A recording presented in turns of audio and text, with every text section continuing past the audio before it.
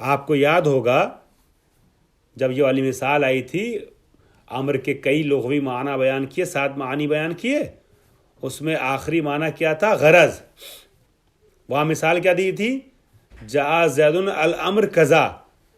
ہاں، الامر کو کیسے پڑھا جائے؟ الامرہ پڑھا جائے، الامرو پڑھا جائے، کیا پڑھا جائے؟ تو وہاں اصل میں اشتباہ چاپی ہے۔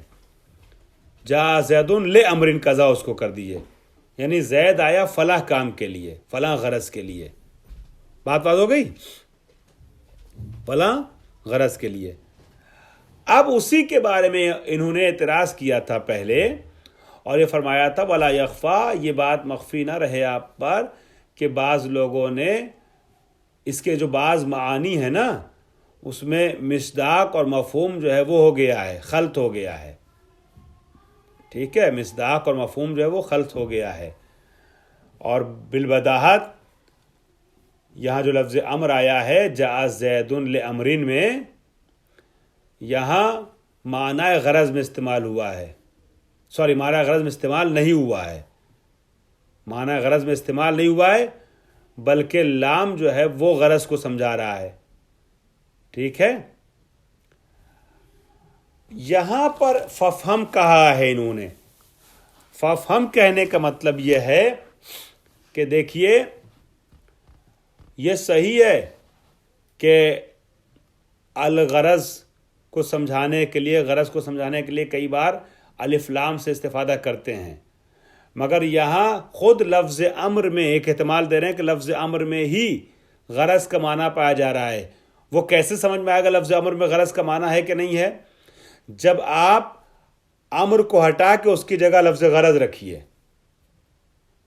تو میں آپ کے پاس آؤں اور کہوں کہ جئتک لامرن کذا، میں آپ کے پاس فلاں کام کے لیے آیا ہوں، تو امر کو ہٹا کر رکھ دوں، اگر میں فلاں غرض کے لیے آیا ہوں، فلاں مقصد کے تحت آیا ہوں، اور میں کہہ دوں جئتک لغرض کذا، میں فلاں غرض کے لیے آیا ہوں، تو غلط ہے؟ صحیح ہے؟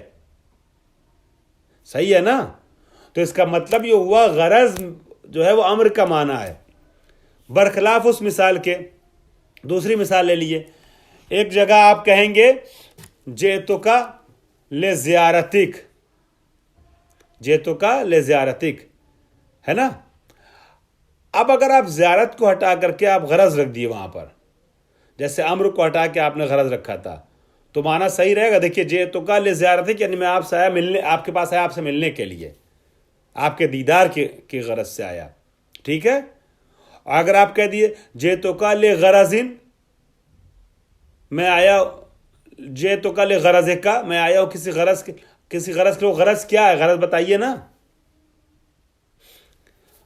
مبہم ہو جائے گا۔ احسان، صحیح کہا آپ نے، مبہم ہو جائے گا۔ تو اس کا مطلب یہ ہوا کہ لزیارتک کی جگہ پر لغرض رکھنا صحیح نہیں ہے۔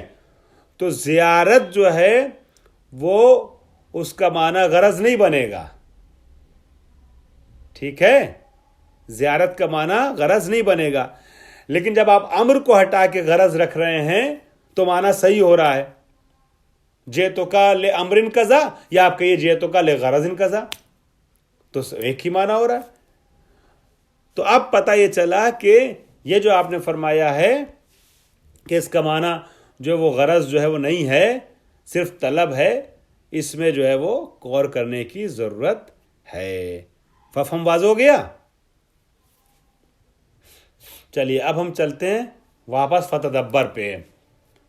تدبر بیان ہوا، انہوں بتایا اصطلاحی معنی جو ہیں وہ ایسے ایسے ہیں، اور اشتقاق سمجھ میں نہیں آئے گا اگر ہم اصطلاحی معنی صرف اور صرف حقیقت کو لے رہے ہیں، ہے نا؟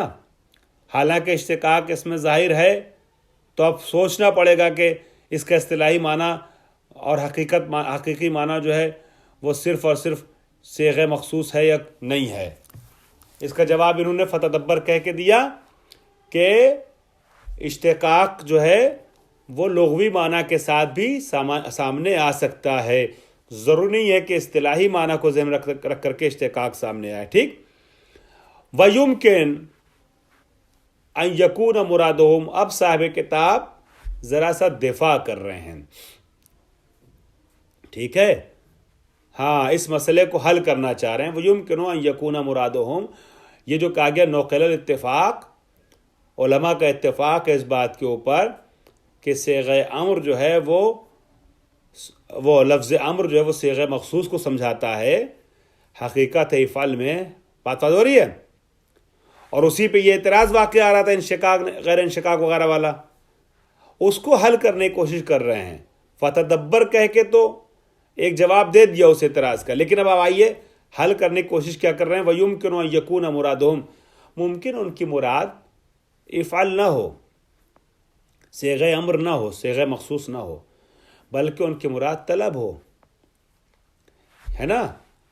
یہ جو اتفاق ہے اس بات کے اوپر کہ صیغہ وہ امر جو ہے وہ دلالت کرتا ہے، حقیقت رکھتا ہے افعل میں، امر صیغہ مخصوص میں، امر کے صیغے میں، ٹھیک ہے.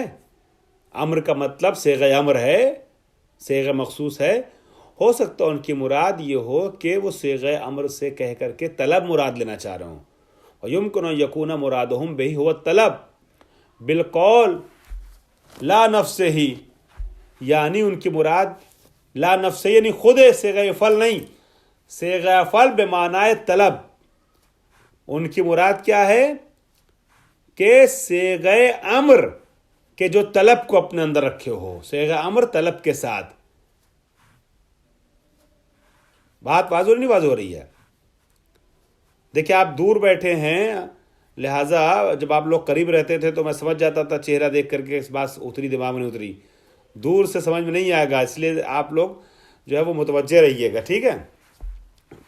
اور پوری توجہ کے ساتھ نہ ہو تو ہاں الگ کمرے میں بیٹھیے، ہاں الگ کمرے میں بیٹھیے تاکہ کوئی ادھر ادھر سے ڈسٹربنس نہ ہو، بالکل ادھر متوجہ رہیے. تو بڑی دقیق بات ہے، کفایہ ہے، یہ آسان بات نہیں ہے، آسان مرحلہ نہیں ہے، لہذا توجہ چاہیے کہ لمحہ ہمیں بھی اپنی پوری کوشش کرنی ہے اور آپ کو بھی پوری کوشش کرنی ہے، تو بات پہنچے گی، ہے نا. خیر، ویسے آپ کی توجہ اور آپ کی کوشش تو رہے گی، تبھی تو آپ نے خواہش ظاہر کی ہے نا. وَيُمْكِنُ أَن يَكُونَ مُرَادُهُمْ بِهِ هُوَ الطَّلَب، یہ جو ان لوگوں نے فرمایا ہے کہ الاتفاق علی انہ حقیقت فی القول المخصوص، امر سے مراد قول مخصوص یعنی صیغہ ہے، صیغہ امر ہے. تو ہو سکتا ہے ان کا کہنے کا مقصد یہ ہو کہ صیغہ ہی صرف نہیں، لا نفس، صرف صیغہ نہیں بلکہ صیغہ بہمراہ طلب. امر کا کیا مطلب ہوا؟ صیغہ افعل بہمراہ مفہوم طلب، ٹھیک ہے جی. تعبیراً عنہ بما يدل علیہ، صیغے کے ذریعے سے تعبیر کی جا رہی ہے اس چیز کی جس کے اوپر صیغہ دلالت کرتا ہے. امر کا صیغہ مخصوص، افعل دلالت کرتا ہے کس چیز کے اوپر؟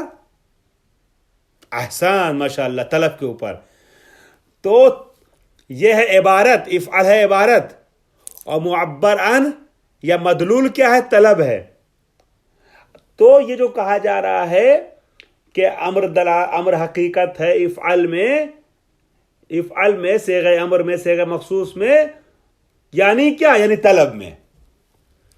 طلب کی جائے صیغہ خاص کے ذریعے سے، صیغہ مخصوص کے ذریعے سے، یہ ہے ان کی مراد. اے صیغۃ الامر، نعم القول المخصوص، ہاں قول مخصوص یعنی صیغہ امر کیا ہے؟ اذا اراد العالی. اچھا ہاں، یہ جو مفہوم بتایا جا رہا ہے کہ حکم ہے طلب والا، یہ کب ہوگا؟ کہ جب عالی دانی سے طلب کرے، ہے نا، ارادہ کرے. اذا اراد العالی بحد طلب، جب عالی صیغہ افعل سے، صیغہ امر سے طلب کا ارادہ کرے. یکون، تو کیا ہوگا؟ یکون من مصادق الامر، تو یہ مصادق امر میں سے ہو جائے گا. بات واضح میرے خیال سے، ہے نا. لیکنہ بما ہوا طلب مطلق اور مخصوص، لیکن ہاں یہ جو ہے طلب مطلق کے طور پہ بھی ہو سکتا ہے یا طلب مخصوص کے طور پہ بھی ہو سکتا ہے. اس سے بحث نہیں ہے. چاہے طلب مطلق کے عنوان سے، مطلق کے طلب، کسی بھی ذریعے سے طلب حاصل ہو، کسی بھی لفظ کا استعمال کر کے، ہمارا یا امر و معمور وغیرہ، یا صیغہ مخصوص افعال کے ذریعے سے، ٹھیک ہے. طلب جب کی جائے आली तलब करे दानी से, आला तलब करे अदना से, ऊपर वाला नीचे वाले से, ठीक है। तो ऐसी सूरत में यह है अम्र, ठीक है, और यह तलब जो है वो मसाती के अम्र में से हो जाएगी, ठीक। तो ये जो मखसूस लिखा हुआ ना, और मखसूस यहाँ लिखिएगा और बेसिगतिल मखसूस, इस पर लिख लीजिए, मखसूस के आगे लिखिए और बेसिगतिल मखसूस, यानी बेसिगतिल मखसूस। वकैफ़ कान, फरमाते हैं खैर जो भी हो, फल अम्रो सहलुन लो सबत नकल, यहाँ इस्तिलाही माना जब हम करेंगे तो वहाँ अमर आसान है, ठीक है। अगर ये नकल साबित हो जाए, जो नकल का दावा किया गया है नहीं, कि उलमा उसूल की तरफ से बात नकल की जाती है कि लफ्ज़ अम्र हकीकत रखता है, इस्तिलाही तौर पर, इस्तिलाही माना के लिहाज से अगर देखा जाए तो लफ्ज़ अम्र हकीकत रखता है सेग़ फ़ल में, सेग़ अम्र में, ठीक है। जो भी हो, अम्र आसान है यहाँ पर। वला मुशामिहता फिल इस्तिलाह, और इस्तिलाह में कोई मुनाक़शा नहीं, मुशाहा यानी मुशामिहा कह रहा हूँ, मुशाहा, कोई मुशाहा यानी मुनाक़शा नहीं है। इस्तिलाही तौर पर बड़ी आसानी से हम समझ जाएंगे, हाँ भाई ठीक है, इस्तिलाही माना क्या अम्र का, बताइएगा मौलाना फैज साहब। हाँ, इस्तिलाही माना तलब नहीं, इस्तिलाही माना क्या है, पूरा बोलिए। अम्र का इस्तिलाही माना क्या है, जो भी बताया ऊपर। अम्र का इस्तिलाही माना सेग़ फ़ल है ना, सेग़ अम्र, ये फल, इसमें ज़्यादा मुनाक़शा नहीं है, ठीक है। वइन्नमल मुहिम, यानी इफ़अल है, चाहे आप इफ़अल को बग़ैर तलब को दिमाग में रखते हुए सोचिए, चाहे जैसा कि इन्होंने भी वजाहत के साहिब कफ़ान है कि तलब को नियत में रखते हुए सोचिए, इफ़अल है, इसमें ज़्यादा मुनाक़शा नहीं। ला मुशाहा लिख लीजिए, मुनाक़शा, इस्तिलाही माना में ज़्यादा मुनाक़शा नहीं है, ज़्यादा बहस नहीं है। बहस जो है, मुहिम जो है वो क्या है, इन्नमल मुहिम बयान मा हुआ माना हो उर्फन व लुगतान, इस चीज़ को समझाना कि उर्फ़ी माना इसका क्या और लुग़वी माना क्या है। लियुहमला अलैहि फ़ीमा इज़ा वरदा बिला करीनतिन, कुरान व हदीस में जब अम्र बग़ैर करीने के वारिद हो, ठीक है, तो उस सूरत में किस पर हमल किया जाए, कौन से माना लुग़वी पर, कौन से माना इस्तिलाही और उर्फ़ी पर। लुग़वी और उर्फ़ी माना मुअय्यन होना चाहिए, ताकि कुरान में अगर कहीं पे लफ्ज़ अम्र आपको मिले तो आप उस माना पर हमल कर सकें। लिहाजा ज़रूरी मुशख़्ख़स हो लुग़वी और इस्तिलाही, लुग़वी और उर्फ़ी माना। लुग़वी माना है मैं, न कि इस्तिलाही माना। इस्तिलाही माना उस उसूलियों की इस्तिलाह है। खूब, जब बग़ैर करीने के, बिला करीनतिन, बग़ैर करीने के वारिद हो किताब में कहीं लफ्ज़ अम्र, तो किस माना पे हमल किया जाए। फ़क़द उस्तुमिला फ़ी गैर वाहिदिन मिनल मानी फ़िल किताब व सुन्नत, और हालांकि हम देखते हैं कि किताब व सुन्नत में एक से ज़्यादा माना में, मुख्तलिफ मानी में इस्तेमाल हुआ है ये लफ्ज़ अम्र। तो हम जो माना समझ रहे हैं वो सही समझ नहीं समझ रहे हैं। अगर बग़ैर करीने के इस्तेमाल होगा तो हमें कौन सा माना समझना है, वो मुअय्यन होना चाहिए माना, ठीक है। वला हुज्जत अला अन्नहु अला नहविल इश्तिराकिल लफ्ज़ी अविल मानवी अविल हकीकत वल मजाज, जब बग़ैर करीने के इस्तेमाल होगा ये लफ्ज़ कहीं पर, तो फिर हमारे पास कोई दलील नहीं रह जाएगी कि हम ये कहें कि यहाँ अगर ये लफ्ज़ इस्तेमाल हुआ लफ्ज़ अम्र चार माना में, तो चारों माना में बसूरत इश्तराक लफ्ज़ी इस्तेमाल हुआ है, ये बसूरत इश्तराक के मानवी इस्तेमाल हुआ है, ये बरसबील हकीकत व मजाज इस्तेमाल हुआ है। ये तीनों आप पढ़ चुके हैं, इश्तराक लफ्ज़ी भी, मानवी भी, हकीकत व मजाज भी, मगर मैं इंशाअल्लाह इसकी ज़रा सी वजाहत कल के दर्स में कर दूँगा। आज मैं समझता हूँ आधा घंटा हो गया है, आधा घंटा 40 मिनट इतना काफ़ी है आपके लिए।